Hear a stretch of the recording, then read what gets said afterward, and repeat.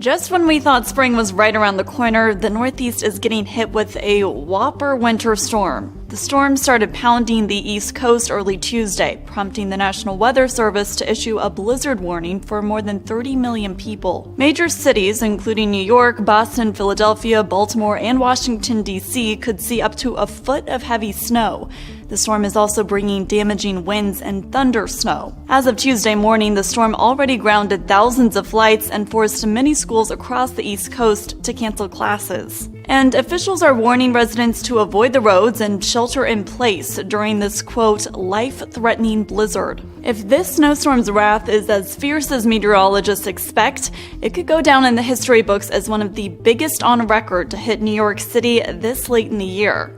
Even though you may not have had a lot of snow at the coast, coastal erosion and some flooding was really taking place, and rescues were underway. Take a look at this. This is in Ocean City, New Jersey, where an elderly couple, they had to be rescued because they got stranded by these floodwaters. Now, if you're looking at this floodwater and you're like, what is that, from the rain? Nope, it's from these buddies, the waves. Now, we topped out in Atlantic City with a tide of 7.8 feet. Now, to get to major flood stage, we only needed 0.2 more feet. That's at 8 feet whenever you get to major flood stage. So the fact that we had this low sitting just right offshore, and that's shoving the water inland, that's why you get this as a result. This isn't rainwater flooding. This is ocean flooding coming up into places, especially like Stone Harbor in Atlantic City. The good news is that we've already seen high tide. We've already seen that low pass. So this water is receding and should not come up again this high, but those high tides will still be higher than normal even in the next couple cycles. A strain of avian influenza, commonly known as bird flu, was recently found at a poultry farm in Tennessee. The farm that discovered the illness is near the Alabama-Tennessee border, making some local farmers a bit nervous about the potential spread of the costly disease. Bates owners tell me this round of avian influenza isn't as serious of a threat as it was a few years ago. And they say as long as these affected birds remain quarantined, everything should be fine. But they do say if this becomes a widespread epidemic, it could be devastating for poultry farmers. It affected some people's livelihoods of what's already happened. So it's something for everybody that's in this industry to be aware of and be concerned about. Tests show suspected avian flu at 3 sites. One flock of chickens at a commercial operation in Lauderdale County. Another finding was with a backyard flock in Madison County. And a third finding was in Scottsboro. Because of that, Agriculture and Industries Commissioner John McMillan announced that state veterinarian Dr. Tony Frazier issued a stop movement order for certain poultry in Alabama. While the situation does not pose a food safety threat, it does jeopardize the state's $15 billion poultry industry. It takes only a few steps to see signs of an epidemic. You see the needles, burnt foil, drug packaging. Like scores of cities across the country, Everett, Washington has been struggling with an opioid crisis that has killed residents, increased street crime, and stretched city resources. A lot of individuals have started with prescription drugs and then ultimately turned to heroin because of the cost or because they weren't able to obtain it any longer. Fed up, the city is taking the unusual step of suing Purdue Pharma, the makers of the powerful prescription drug OxyContin. The lawsuit stems from a 2016 Los Angeles Times investigation that chronicled how a drug ring moved OxyContin from corrupt pharmacies in California to the black market in Everett during the mid-2000s. Our community has been wronged, and we need to be made whole, and Purdue needs to be held accountable. The lawsuit in federal court alleges that Purdue knew the pharmacies were selling an extraordinary number of pills and should have reported it.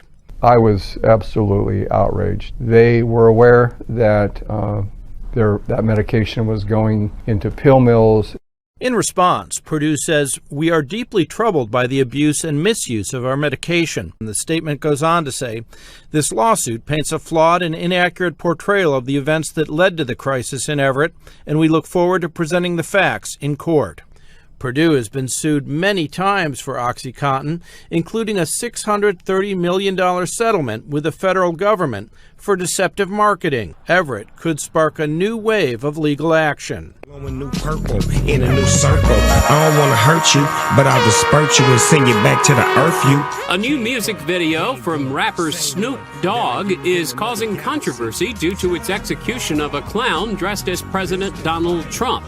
In the video, the clown goes by the name Ronald Klump, and he appears in a mock breaking news segment with a news crawl that reads, "Ronald Klump wants to deport all dogs." Snoop is seen with a fake pistol firing at Klump. Senator Marco Rubio spoke out against the video, saying, "We've had presidents assassinated before in this country, so anything like that is something people should really be careful about." According to NBC News, when a gunman killed 4 people at a Jewish museum in Brussels in 2014, police in Spain launched an effort to reduce the number of illegal firearms circulating in Europe. What they found was an arsenal large enough to supply an army, and all ready to be sold to terrorist groups and gangs. Spanish police announced Tuesday they had recovered around 10,000 assault rifles, pistols, machine guns, and revolvers, as well as 400 shells and grenades in raids in the north of the country. They also arrested 5 suspects and recovered around $90,000. The raids targeted a gang trafficking firearms on the black market that were destined to be sold to terror groups and gangs in Spain, France, and Belgium. Spain's national police said the gang exploited legal loopholes and legislative differences between EU countries to divert guns from legal suppliers. Swedish Minister for Culture and Democracy, Alice Bah Kuhnke, has suggested that Swedes who left to fight for radical Islamist groups in the Middle East should be welcomed back and helped to integrate into society. Ms. Kuhnke made the comment Sunday evening on the television program Agenda, which is transmitted by the Swedish state broadcaster SVT. The program focused on the fact that some 300 Islamic radicals from Sweden had gone to the Middle East to fight for groups like Islamic State, and around half of them had returned to Sweden. The minister added she and the government had no idea how many of the returnees were still radicalized versus how many left because they had become disillusioned with Islamist beliefs. It might only be home to about 17 million people, but all eyes will be on the Netherlands on Wednesday. Dutch voters will determine the makeup of their 150-seat lower house of parliament, known as Tweede Kamer. The country's general election is seen as an indicator of just how much far-right populism and nationalism have taken root in Europe following the UK's Brexit vote last year. The Dutch want their country back. This is as traditional as it gets in the Netherlands. But while it may look like a sleepy village, passions run high in Volendam. Wilders is one man in Holland die fighting for this country and for the people, not for Brussels. This is a stronghold of the anti-establishment party, the PVV, which is led by Geert Wilders. In the last Dutch elections in 2012, this is where he gained some of his strongest support. And his anti-Islam message is still resonating here, particularly in light of an unprecedented diplomatic spat between the Netherlands and Turkey. I hope so. Turkey away. Islamic State. Away, go away. Crazy 400,000 people here with red flags in this country. Do you, some people saying Wilders, he is fascist. Do you think this No fascist, no. Why do you think people think he's a fascist? He speak the truth, eh? You voted for Wilders last time. Some people would say that makes you a fascist. Do you think you're a fascist? No, but I don't care what the others think. For 28 years, Wim Keizer has served as a politician in Volendam. Now he runs the local museum. He says Wilders is shaping the new political agenda. Wilders is a person who notices the frustration, what is brewing and annoying people, and he expresses it. Other parties are now listening as well. Geert Wilders' party could win a significant number of seats in Wednesday's general election, but most people agree he will struggle to form a government.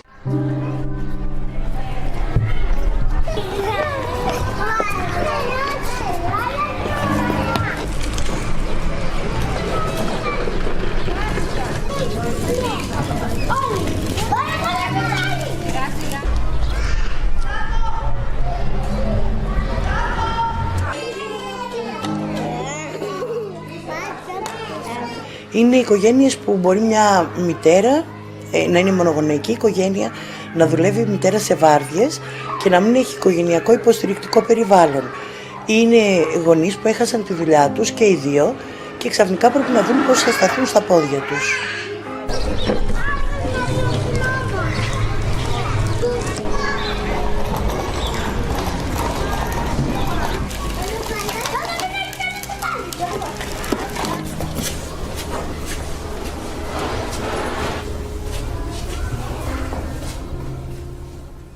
Now, the European Court of Justice has allowed employers to ban female workers from wearing religious headscarves and veils, saying, quote, it doesn't constitute direct discrimination. Now, this is the court's first ever ruling on the issue. Brought by two women, one from France, one from Belgium.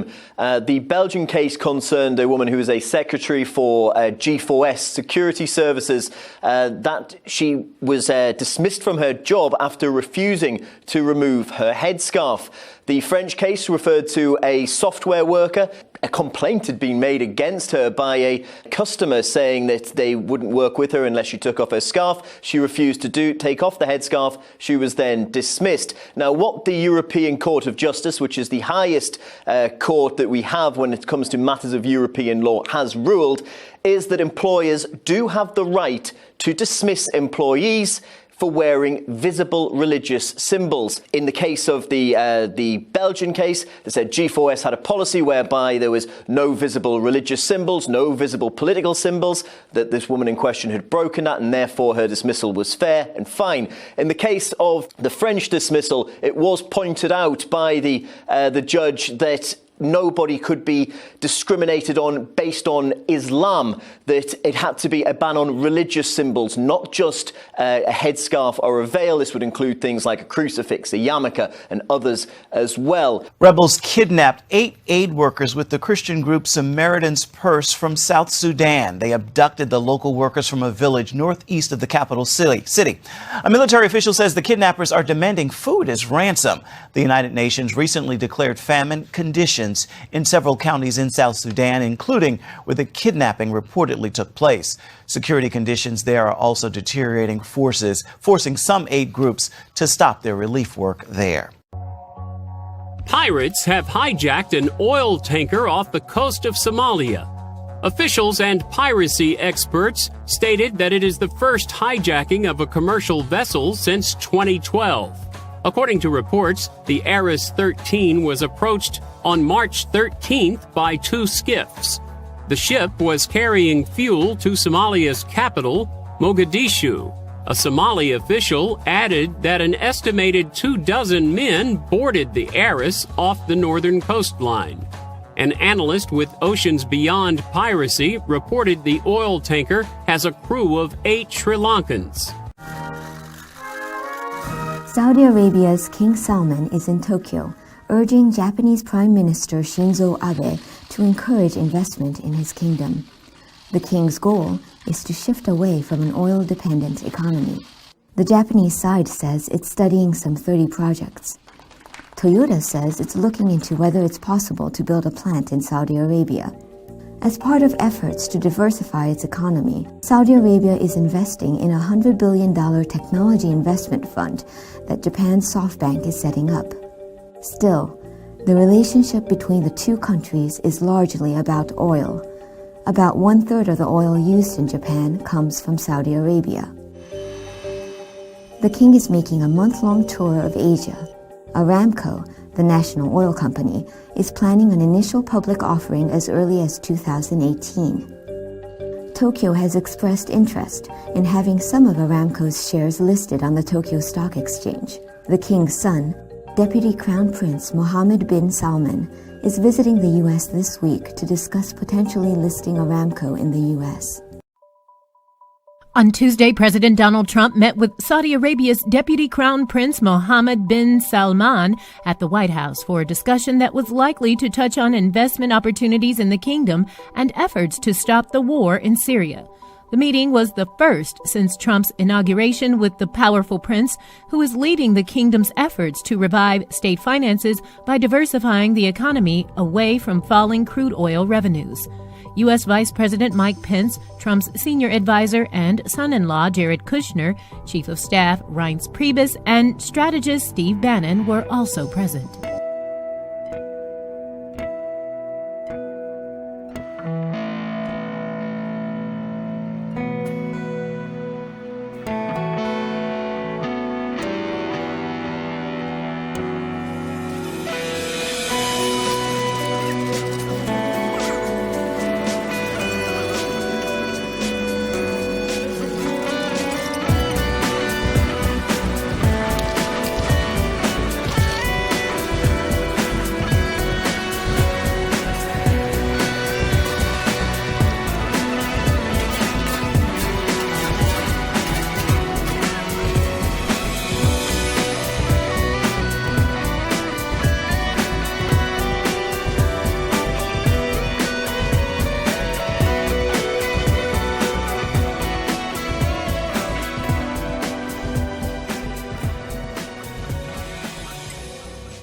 According to CNN, U.S. aerial reconnaissance has shown both Russian transport aircraft and a large Russian drone at an airbase in far western Egypt, close to the Libyan border.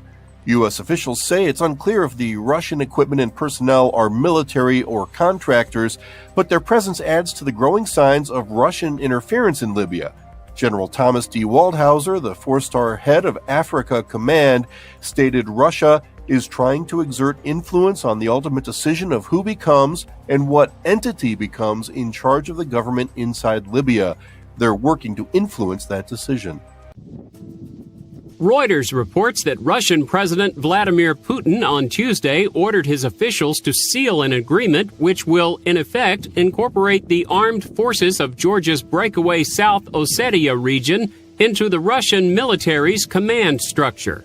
Georgia condemned the move, which is likely to spark accusations from its Western allies that the Kremlin is absorbing the breakaway region into Russia by stealth, even though under international law it is part of Georgia's sovereign territory.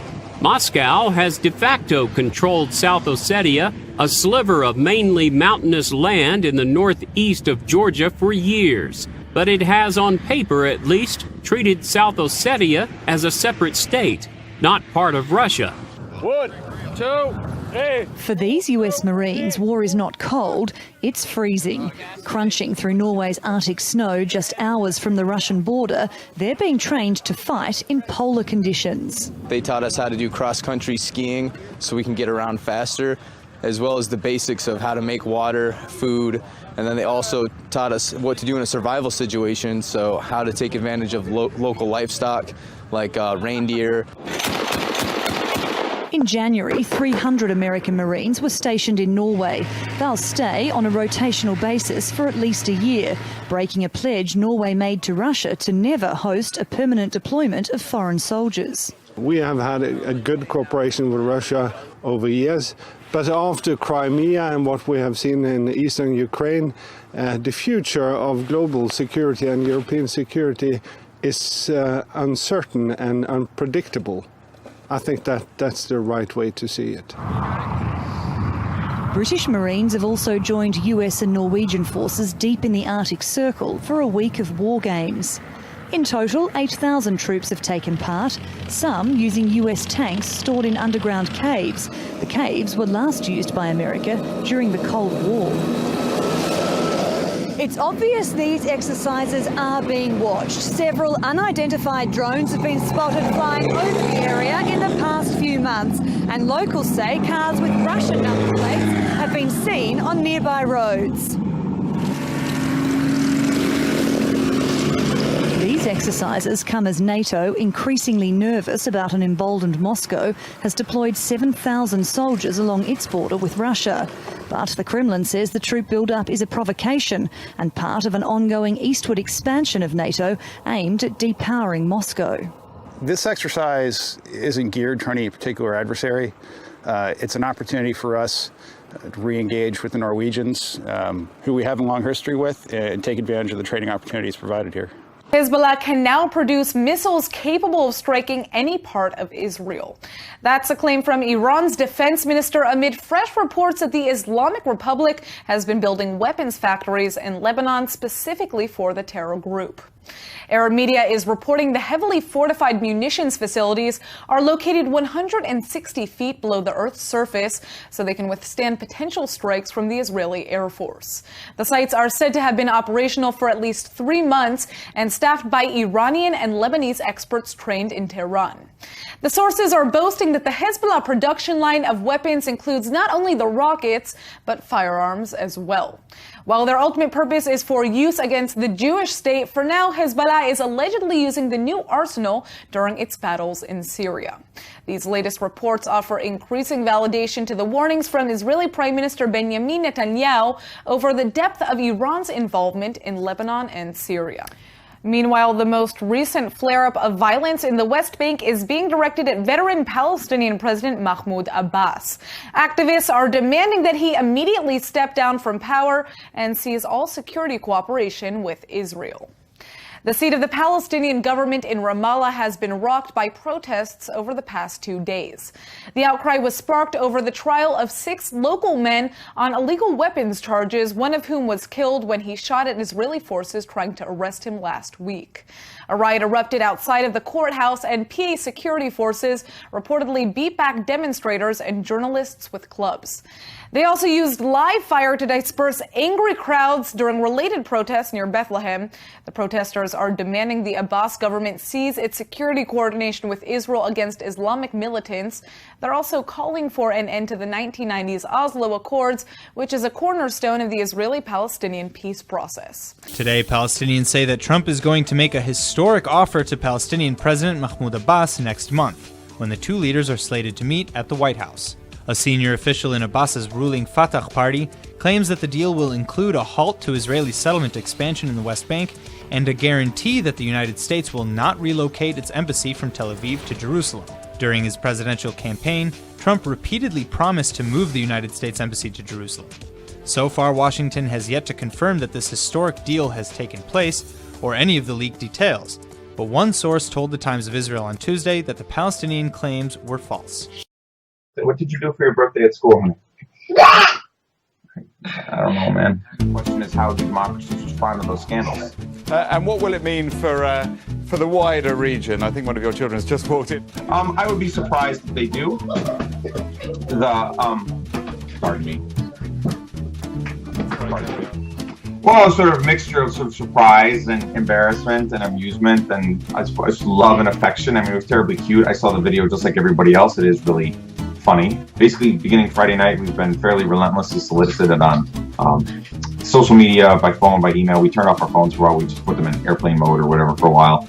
I've turned off Twitter alerts and Facebook alerts, and I'm not even going near YouTube or Reddit or whatever these other sites are. It's happened all the time for us, but not like this interview thing and stuff. That is, it was first time it happened, right? It happened first time for 60 years? Yeah. I've been doing TV for a while, and that never happened before, obviously. So. Yeah, most of the time she locked the door. Yeah, I heard she leaving, but I couldn't find them around me, and I tried to check the door, it was open, so I heard I couldn't think any of those. So it was some chaos for me. Now, most of the comments have been, the overwhelming percentage of the stuff we've gotten or seen that's been sent to us has been positive, so we're very grateful. I hope calm down. Yeah.